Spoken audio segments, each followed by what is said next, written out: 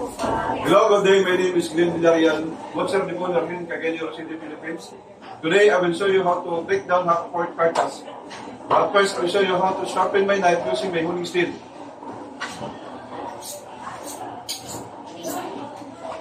Now, let's proceed to tribal counts.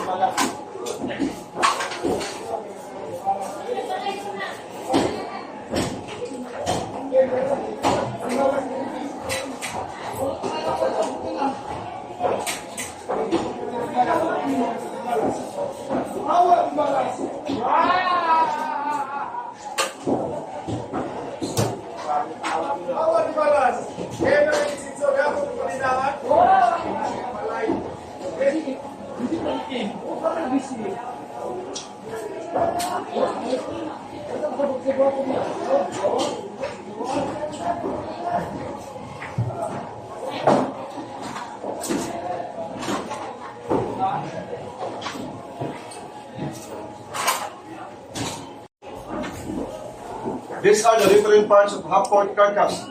Shoulder butts, skin on boneless, front leg with arm bone, shoulder blade, shoulder ribs, middle part, pork belly, pork loin, head part, pork tenderloin, hind leg, skin on boneless, edge bone, femur bone, hind leg.